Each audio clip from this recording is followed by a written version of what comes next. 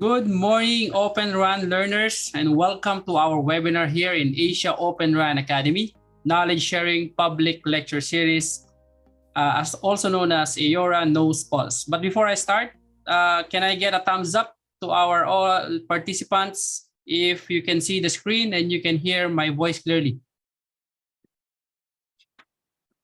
All right, thank you so much.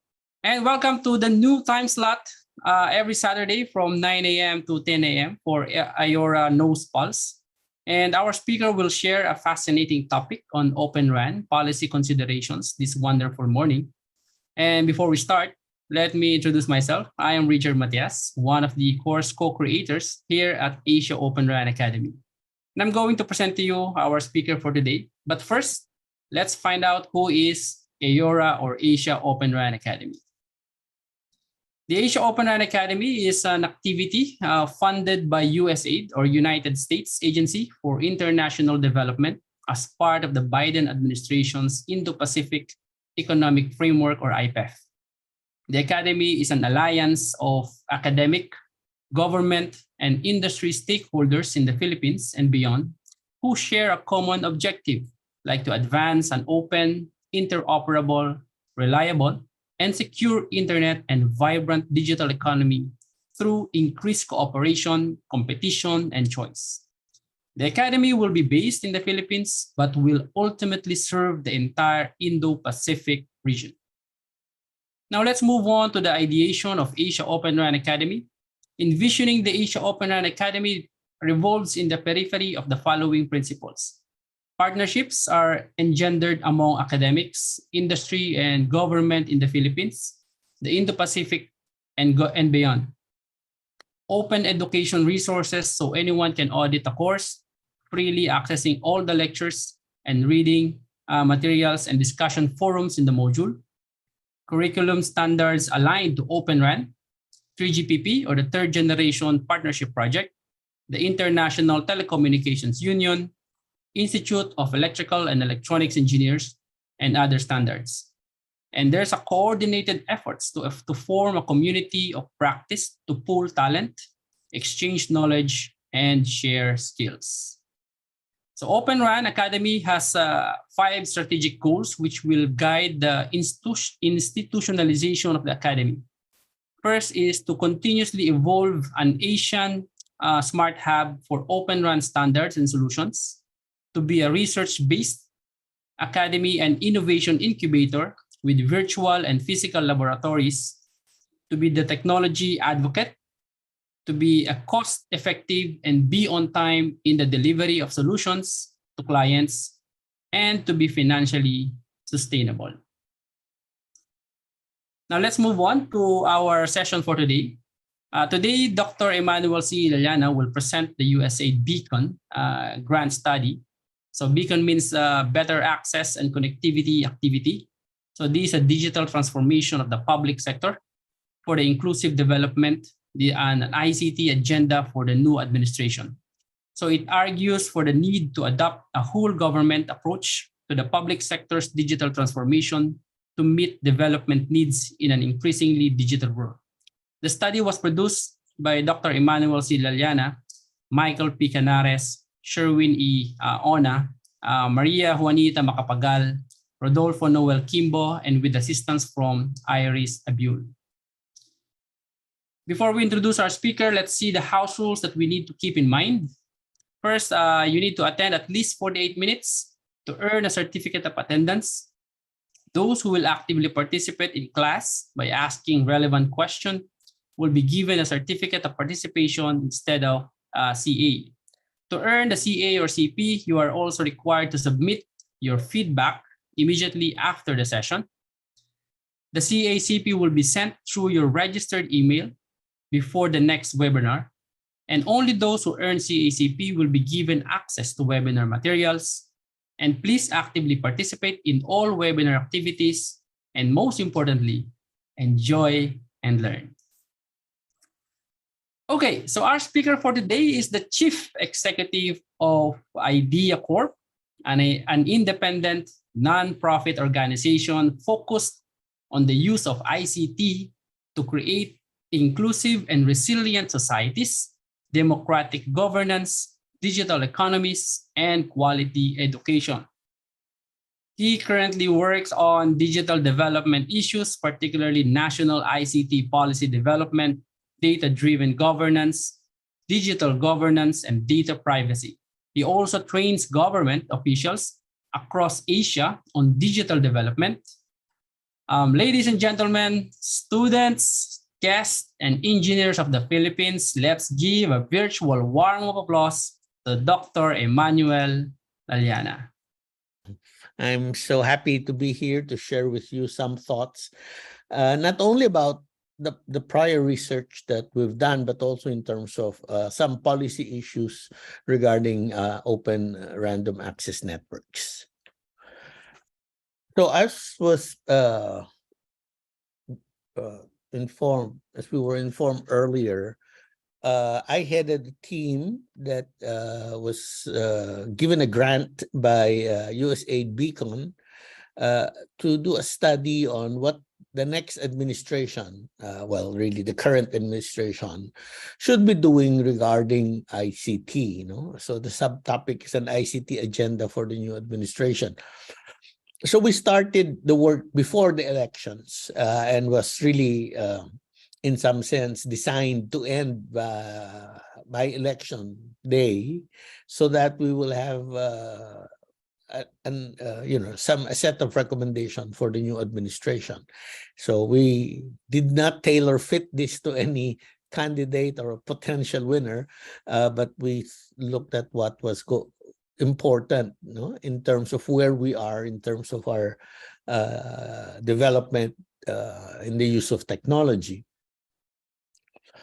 So as was also discussed earlier, we wanted a whole of government approach, not just, let's say, DICT leading the charge, but rather all government agencies would be part, and that we really want to do inclusive development, which means that we do not want to make the digital divide wider, and we wanted to bring more people in to benefit, to gain the benefit, or to enjoy the benefits of digitalization and digital transformation. And the important point that we made is that this is critical that we do it at this time, because our competitiveness has been declining. So in the last decade, we saw the country's position in the a number of global competitiveness index decline. So we have to arrest that decline. We have to get back in the forefront of ICT development in the region, hence an agenda. So essentially, we made recommendations on the following: digital government, digital public health, digital flexible education, digital competence, and an enabling environment for digital transformation. So in some sense, we cherry-picked this because these were the issues that came out during the pandemic. So we saw the pandemic like not just as, it was the terrible thing for that it was, but we also saw in that an opportunity, because the pandemic, in fact, made people realize the importance of digital technologies. So the best example is digital payments. There has always been GCash, but nobody was using it. And it was a chicken and egg question, right? So the vendors were saying, we are not accepting, there were not enough people who use GCash for payment, so why should we bother with GCash? And on the other hand, the consumers were saying, well, not enough vendors are accepting GCash, so why should we bother? The pandemic, in some sense, solved that problem, because everybody was forced, because of restrictions in mobility, to find new ways by which they could meet their needs and pay for those needs. And so in the last 3 years, digital cash boomed. And now they claim that over 80% of adult Filipinos have GCash accounts. And the number of transactions have increased. So, in terms of digital government, we thought that data, as most of you probably already know, is a very important asset. The government is the biggest data collector by far, no, in the country. Anytime you have to interface with government, you're looking for the government service or whatever, data is always you always have to fill up forms. They always ask data, at least your address, sometimes your gender, your marital status, etc., etc. But what is government doing about data? They're not using that to gather to do business intelligence. Data is collected once, used for a specific purpose, and then filed away somewhere.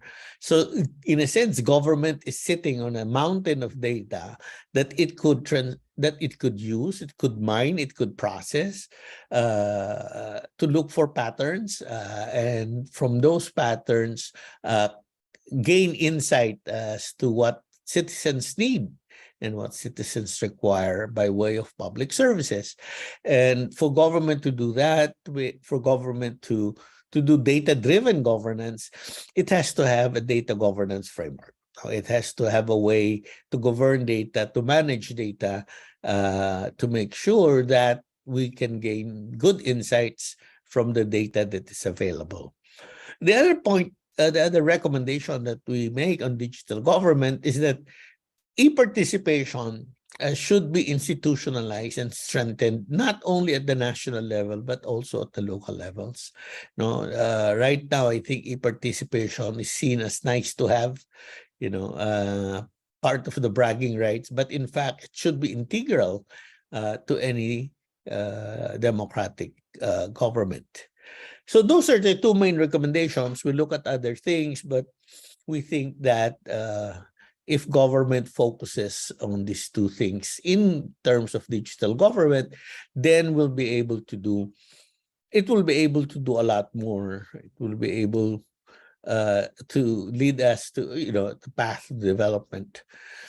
Well, public health, again, is something that came out in a very strong way during the pandemic.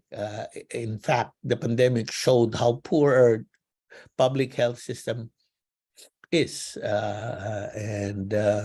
Again, part of the problem is linked to data.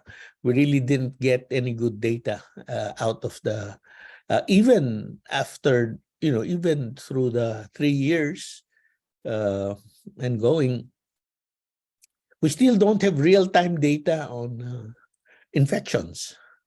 What we had would be data that was reported 3 days after the events. So we thought that, again, the digital technologies could be helpful in terms of public health, and we were recommending that government adopt a digital public health strategy. The second recommendation is that we wanted government to develop and adopt a digitalized integrated disease surveillance and report system. We do have one right now, but it's manual.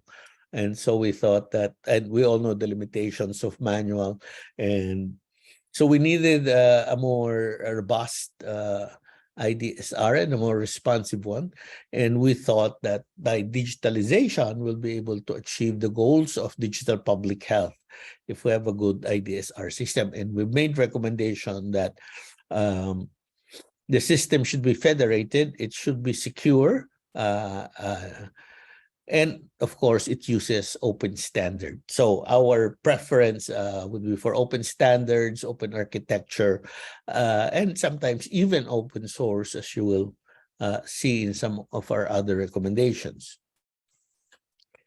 The third area where we have recommendation is in digital flexible education.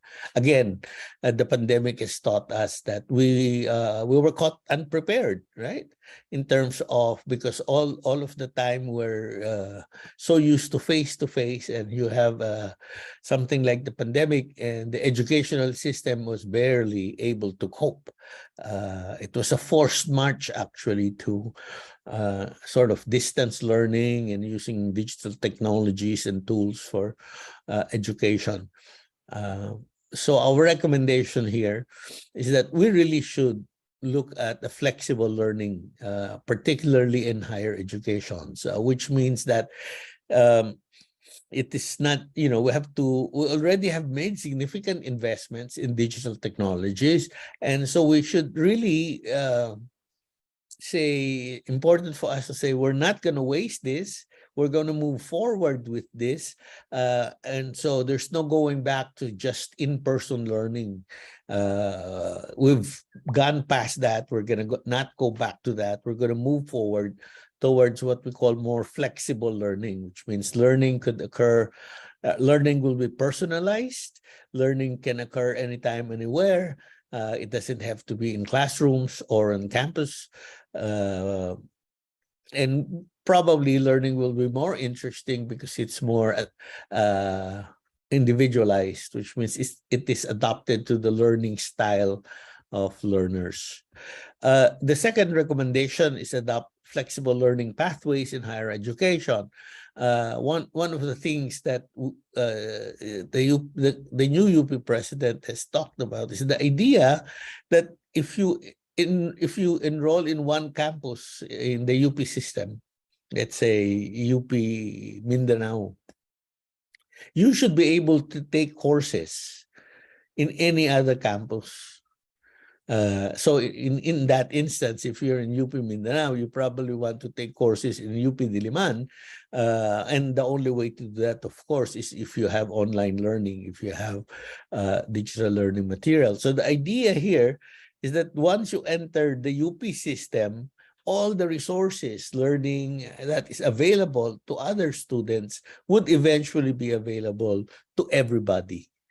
So that's what flexible learning pathways, that's a good example of what flexible learning pathways is.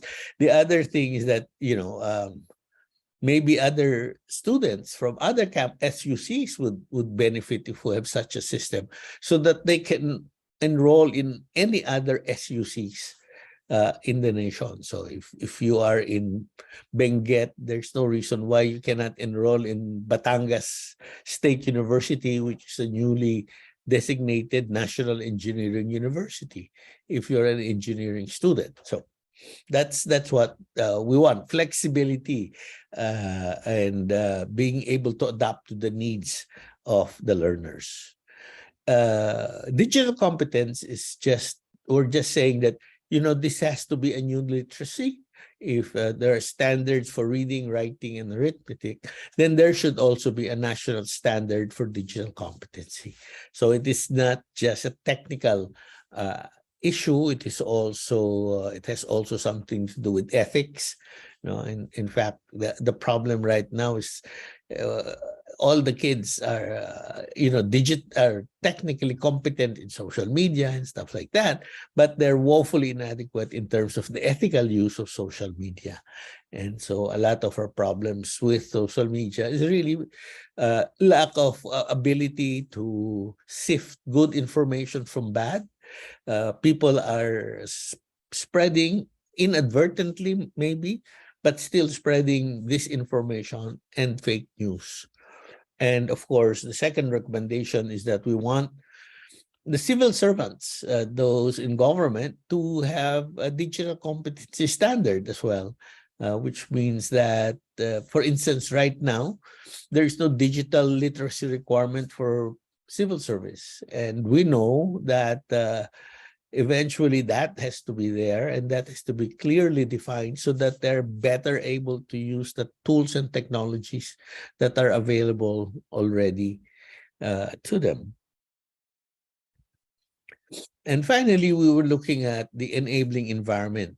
We are proposing legislation to reorganize the National Telecoms Commissions, open access network, and spectrum management are the two other areas where we thought legislation was necessary. Again, this is not just us doing this, but a lot of other people working in the area believe that these three pieces of legislation is necessary, again, to move us forward, no? To jumpstart all of these digital initiatives. And of course, that government adopts our other recommendations so that we are, you may notice that we are really about stimulating demand. No, we did not discuss so much the supply side, which is the infrastructure side, because we thought that that's well covered already, and other people were already talking about that and advocating broadband, etc. But we thought that the demand side of the equation has been undeveloped. We do not believe that build it and they will come. So we thought that it's important also that government plays this not just as an organization that consumes, you know, but also an organization that stimulates demand for digital goods and services. So that in a nutshell is what the report is that we submitted. We have dialogue with various government agencies, including DICT and NEDA, and we have presented this to various industry groups. And if you want to read the full copy and the whole report, this is where you might be able to download that. So far, that's what the report was. That's what hopefully that gives you an idea of the kinds of things that we're hoping government would adopt in the next 6 years to move us forward. Now, let me share with you some thoughts about Open RAN itself and some of the policy issues that we should be looking at. So again, this is fairly standard stuff. Open RAN encourages interoperable interfaces among the various RAN components, so a range of vendors can provide components for different parts of the network. Open RAN will help telecommunication providers tackle market challenges such as a lack of supplier diversity, a reliance on specific vendor, and the black box nature of RAN. However, nothing particularly original there, but I think that's pretty much your standard why Open RAN is important. So by the way, my background is in political science. I'm a policy person, and being a policy person, I think I look at where what might be the challenges associated with something like Open RAN. So, for instance, one of the people say Open RAN is important because it helps prevent vendor lock-in, which is very good. I think, I don't know if you're old enough to remember that there were only 3 channels in TV, right? There was only one telco provider. And so that leads to real serious problems. But see, here in this particular instance, in terms of the telecommunications network or the information infrastructure network, vendor lock-in has national security implications. And in particular, for instance, the Biden administration has barred the use of telecom equipment from Chinese providers. So they do not want Huawei to dominate to be to be used in the infrastructure, the info infrastructure in the US, because it has security implications. So in that sense, vendor lock-in has national security implications. So because if China is able to listen to the telecoms traffic in the US, then the US is at risk. Now, I think just for information, I think all the major network telcos and mobile providers in the Philippines rely on US gear. Chinese gear and not US gear. No, so they prefer Huawei and over I won't name the other vendors anymore, simply because it's cheaper, right? So in some sense, the decision to go for a particular supplier or vendor has largely been economic, and because of that, all of a sudden we woke up one day and said, hey, the whole network is Chinese gear. This is pretty much like, when that Microsoft is used 90% by in the bureaucracy. It's like nobody made that decision. It's just that Microsoft is what people know, that we backed into a situation where we're 90% Microsoft in terms of office productivity tools. Now, is that good or bad? Well, depending on who you're talking to, but the point is, we did not make a conscious decision to standardize to Microsoft Office, but we found ourselves there. And so again, here in the case of telecoms gear, mobile gear, we just, because of economics, found ourselves where the Chinese providers and vendors dominate the scene. Now, is that bad? I think we can discuss that further later on. So the other thing is, not even there's also some discussion on whether it's good to have government policy or government weigh in on Open RAN, that there should be some government mandate on Open RAN. This is just one example. This is the IT and Information Foundation in 2021 said, hold on, right? There's still many unanswered questions in terms of Open RAN. So until those answers are clear and unchallenged, maybe policymakers should be skeptical in terms of going all out towards Open RAN deployment. So this is just a word of caution that, let things work out first and let's get a better sense of what is out there. Now, remember, this is 2021. What has happened since then may make this point irrelevant. But again, I'm not a technology person, so I would not be able to weigh in on this but I'm just sort of flagging that this has also been a concern raised by others. Okay, but among those countries who've decided to weigh in terms of the policy level on this issue is the UK government, that has issued an Open RAN principles. No, so for the UK government, their Open RAN principles would be the foundations for an effective and functioning telecom supply market and the priorities that will inform UK's approach in terms of information infrastructure development.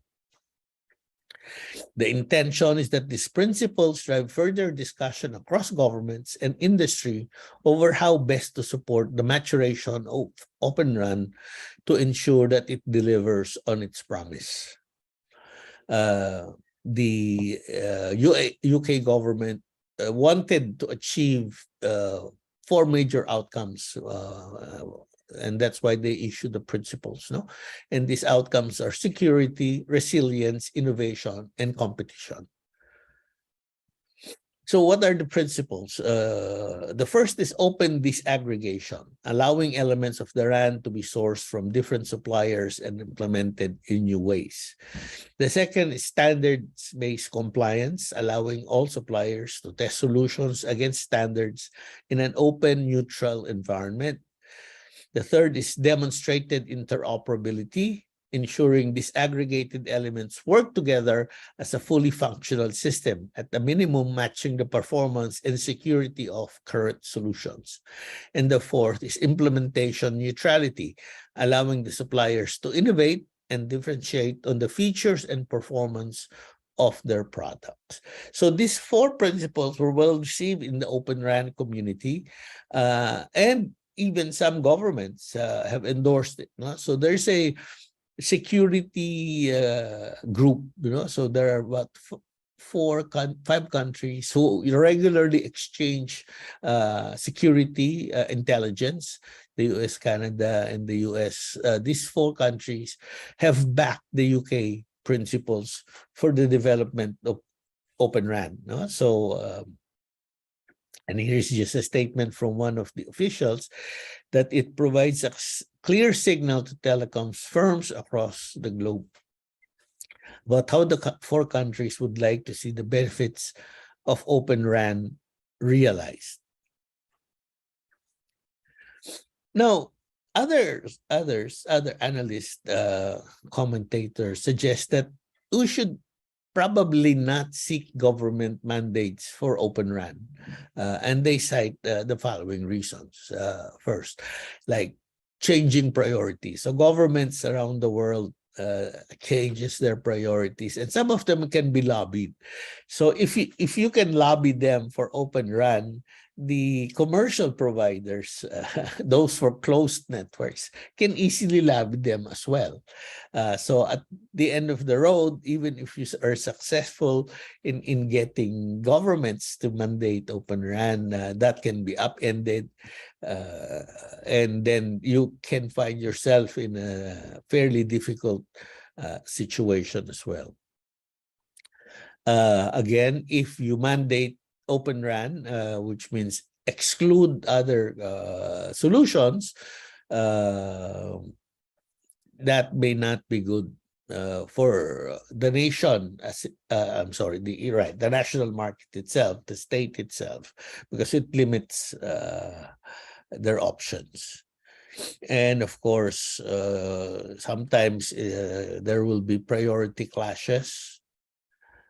For instance, officials might drive their interests won't always align with operator interests. So prescriptive policies in support of Open RAN could potentially constrain network choices and add to cost, even if they stop short of mandating the technology. So people, even Open RAN supporters, are saying, let's hold off on trying to get government to do something or maybe we could just do specific kinds of things, but not others.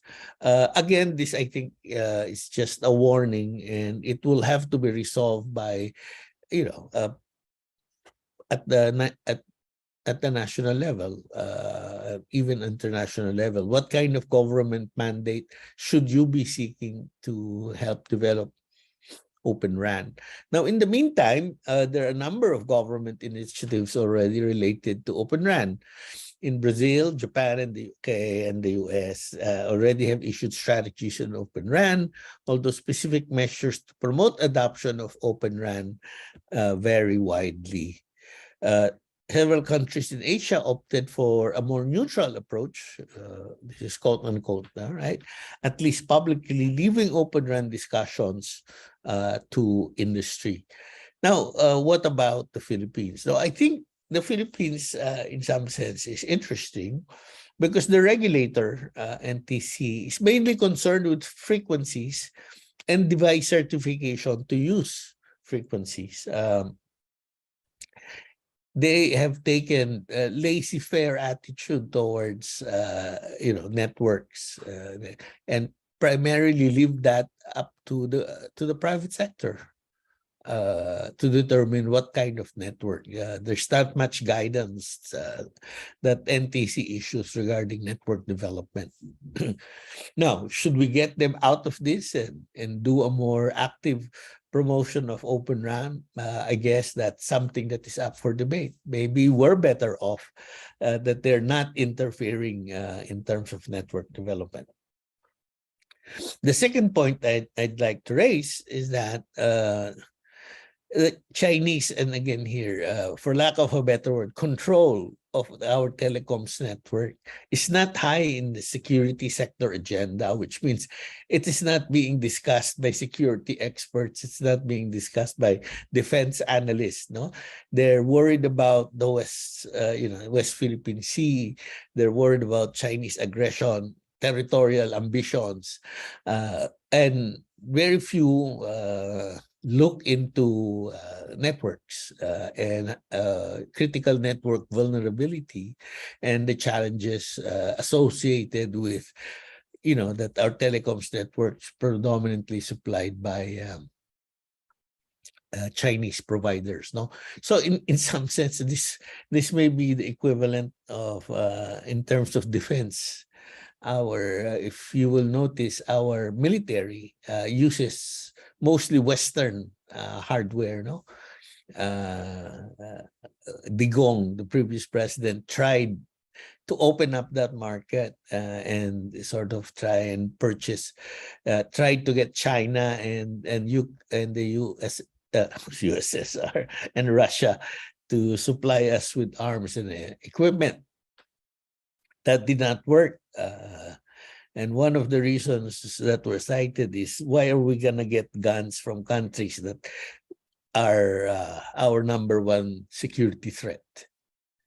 Or sorry, it's a grammar issue there, right? Why buy equipment from the country that we think is our number one security threat?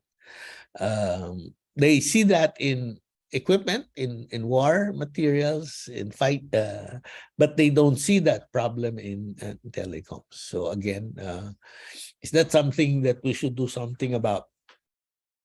Is still up for discussion.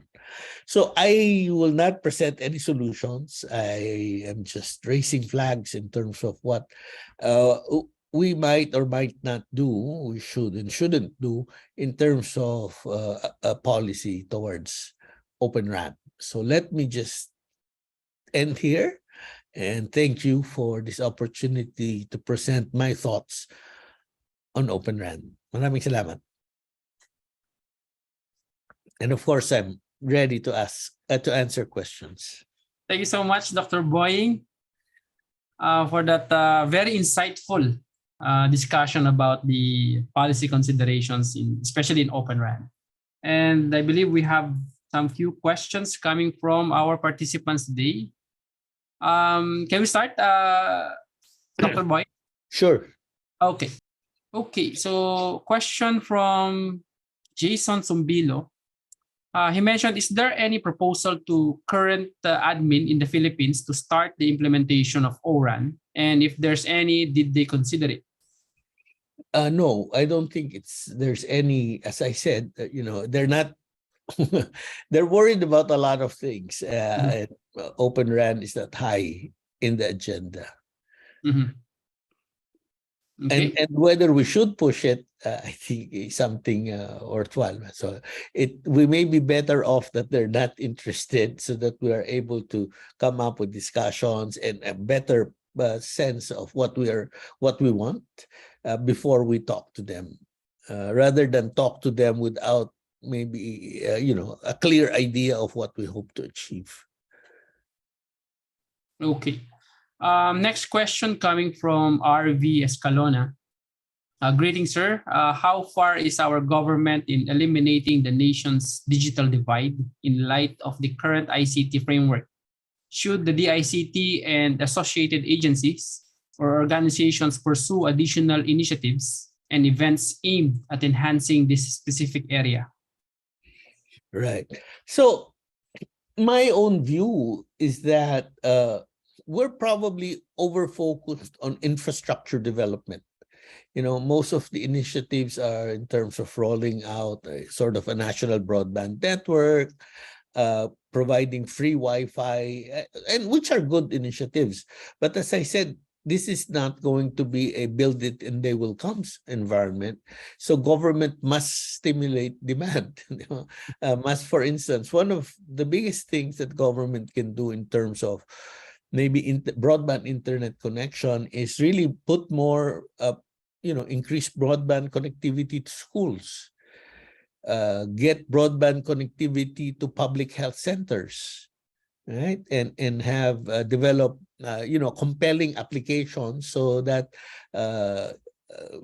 people would demand services from our public health system that, that can be addressed online, no? Like telemedicine is something that I think we started experimenting on during the pandemic, and we should be going full force on that post-pandemic world, no?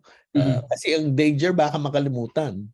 So I think sa DepEd right now, there's a lot of political pressure for everybody to go back face to face. Mhm. But when they go back face to face, will they forget online learning? Diba? Hindi, baka, so kalimutan na, sayang lahat ng investments, and that will perpetuate the digital divide. So I think right now, for us to clearly move in the positive direction in terms of closing the divide, is that we build on our experiences during the pandemic in terms of public services, education services, health services being able to be delivered online. Okay. Thank you, Dr. Boying. Next question coming from, I think this is coming from Eduardo Herida. So this is just out of topic, sabi niya. In terms of the government policies as mandated, what would be your idea or suggestions would be the positive or negative implications of prepaid SIM card registrations? And also if I forgot to register. Sorry, parang ang haba, parang masyadong Your idea though, Dr. Boying, about the or suggestion, yung positive or negative implications sa prepaid SIM card registration. Oh, Yeah. I'm against that. I mean, there's no evidence that, in fact, SIM registration would achieve what they hope to achieve. No, which means lower crimes, etc., etc. I think there's even one country, maybe Mexico. I'm not sure that they mandated registration, and lumaki pa yung mga problema nila doon sa, di ba? So the problems that they were having, and then they recanted eventually and said, mali. So personally, I thought we were in a wonderful situation with no SIM registration. It had some problems, admittedly, but I don't think mandatory SIM registration would solve the problems that they claim it would solve. Okay. Next question coming from Jeffrey Season. Good morning, sir. We all know the benefits of digitalization. How do we drive or know our government is moving towards the right direction or even drive adoption? Usual drawback seen by people on digitalization is job losses alone. Right. That's unfortunate. Even for instance, this early on, remember that they were pushing for right sizing in government. But unfortunately, all of these are associated with job losses. Diba?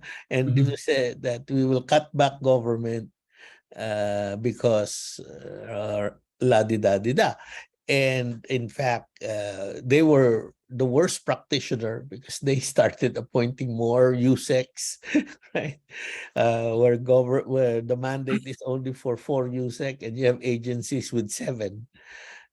So paano na yung rationalization? So I think the point is you do not pitch digitalization or even rationalization in terms of savings or in terms of a slimmer bureaucracy. I think you pitch it in terms of the capacity of government to deliver more than what they are doing. And in fact, what they're doing is not up to par, in terms of what governments around the world is doing. So digitalization is an important component of increasing in public services.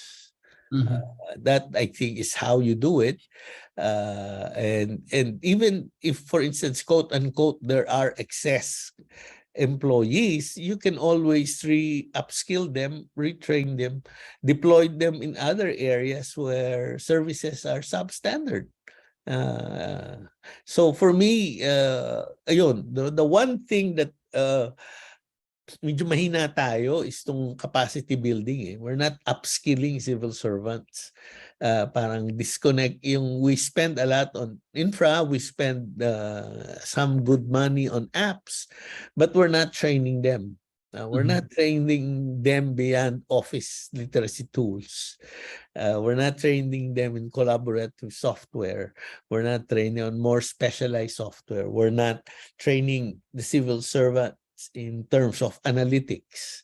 No, kahit na wag na yung predictive or prescriptive analytics, no, just improve the capacity to use numbers to inform decisions. So those kinds of things we're not doing well. We're not doing enough of. Okay, thank you, Dr. Boy. As you answer the question, I see a lot of agreements coming from our participants. Moving on, there's a question coming from Benjamin Labadan. Dr. Laliana, what is or the main objectives that Idea Corp feel like to achieve in envisioning the legislation to reorganize the NTC? Yeah, I think the NTC was set up, in the pre-internet world, in the pre-digital era. And so we needed a more proactive agency. So for instance, puro lawyers yung NTC commissioners. We that should be, we should have but more technical people there, even economists there. Diba? So like yung pera ng NTC all goes back to the national coffers, I think. They're collecting a lot of money, but it's not being reinvested in NTC itself. I mean, the rest of the bureaucracy is happy for the money that NTC is generating, but in the meantime, the capacity of NTC must be strengthened. They have to have new equipment to monitor spectrum and other things, which they sorely lack right now. So essentially modernize NTC, make it a regulator for the 21st century communications, not the past. Okay, well said, Dr. Boy. Next question coming from Leslie Tuba. Good morning, sir. What would be your suggestion to telco giants in relation to security sector agenda, since most of the network elements here in the Philippines are supported by Chinese vendors or products like Huawei, ZTE, and the likes? No, I think that maybe they should broaden their what do you call this? Portfolio. Criteria. No, the criterion, selection criteria.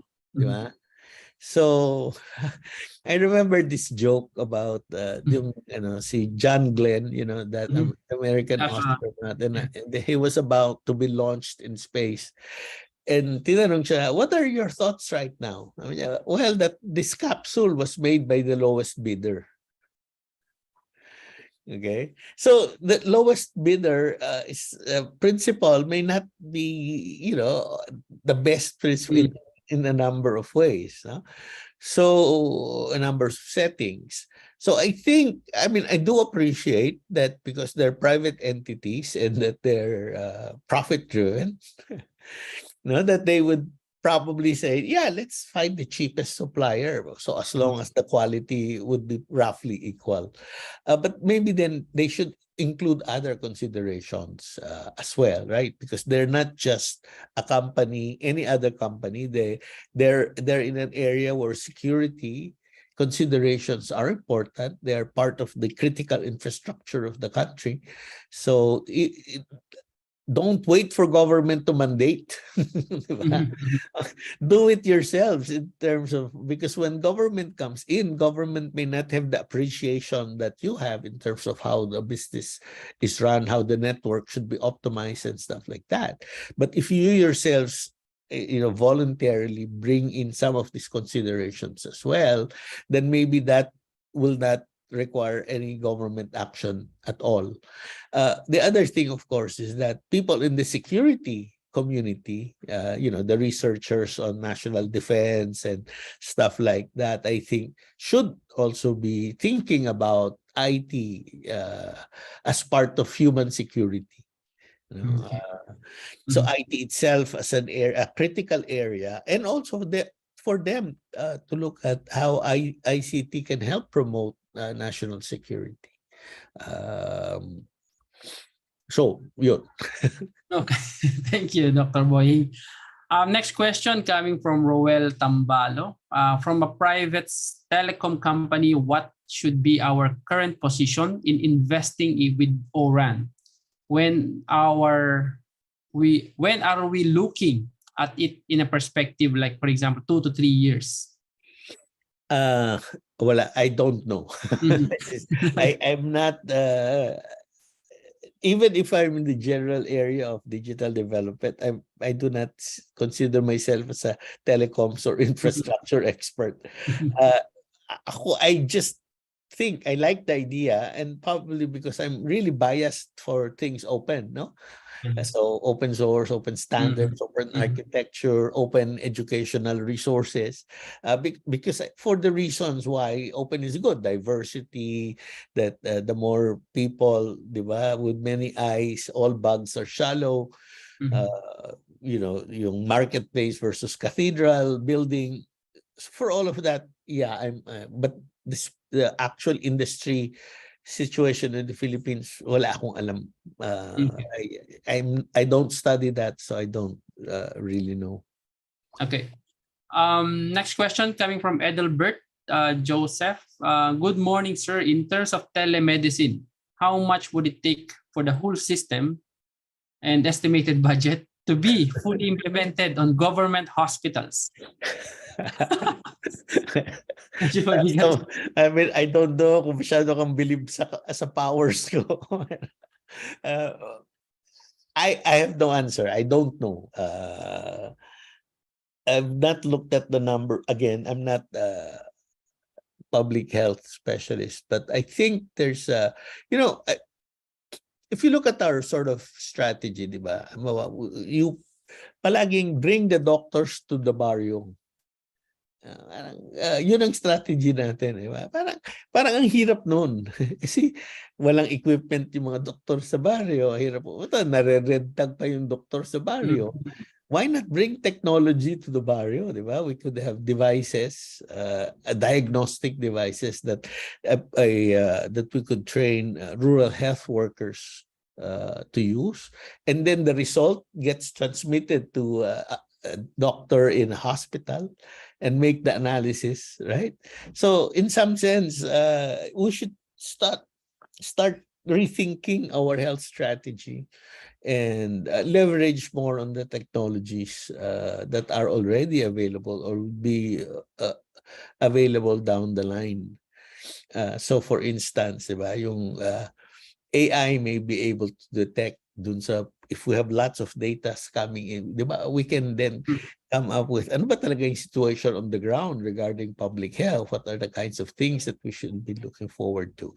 But we don't get the benefit of that because data is still manual.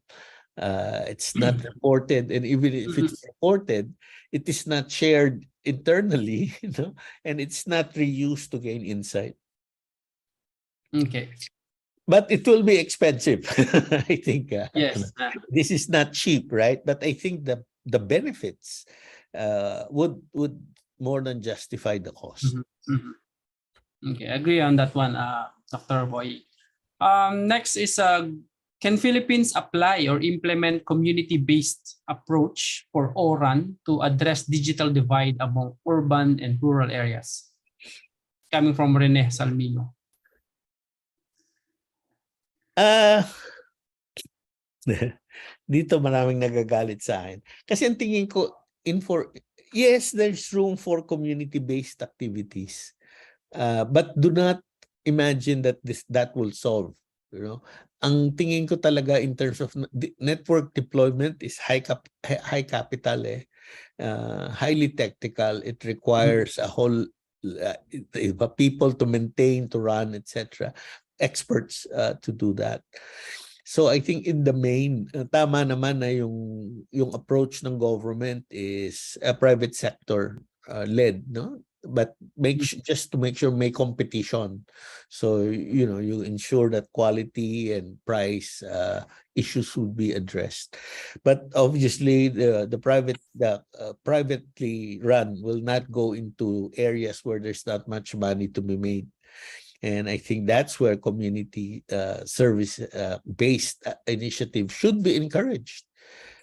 And we might have to find a way. So earlier on, I said we really have to revive this notion of universal fund, which means that telco create and contribute a money to a pool whose main job, to a fund whose main job is to address underserved areas. But we have to do it in a creative way, because if we don't, then that money will just go to waste. It will be used for other things than serving community needs. So yes, there's a place for that, and yes, government should encourage that, but do not think that that is the sort of final solution or the solution. It will really have to be a combination of privately run network infrastructure and community-based. Wonderful. Thank you, Dr. Boying, for that answering those questions. Okay, so from Benjamin Labaran, Dr. Boying, up to what extent of IT competency do you intend to propose the CSC to require for CS examinees? So our idea here is that we have a national standard, right? That everybody should have and should comply with, right? So it's a combination. For us, ICT literacy is not just knowing how to turn on, turn off, diba? And it's also knowing how to use it creatively. It is also knowing how to use it for work environment. And it's also ethical considerations, appropriate use. So everybody should have that. And then it's a scale, parang pataas ka na ng pataas. From the basic that everybody should have, then you move up to a level where all graduates of higher education should have. And then on top of that is then different na. So civil service would be not the basic, not intermediate, but probably fairly high up there. But even within the civil service, you have to cut it up into different levels at the civil service, di ba? So yung rank and file, dapat well-defined yan. Yung managers, well-defined yan. At yung leaders. But so not everybody would have the same skill. Some would be more advanced on some aspect of the competency than others. So it's in the report. If you want to look at that issue, it's in the report, and I gave the link to that. Yeah. Okay. So thank you, Dr. Boying. Future training and schedules coming in by next week. It will be AI and Open Run by Peter C. from UP Diliman, followed by Alex Botting in Open Run in 2023. And in February 25, Open Run for Private Networks Health and Medical Toolkits by Dr. Portia Fernandez Marcelo and Mr. Jagadish Dantuluri.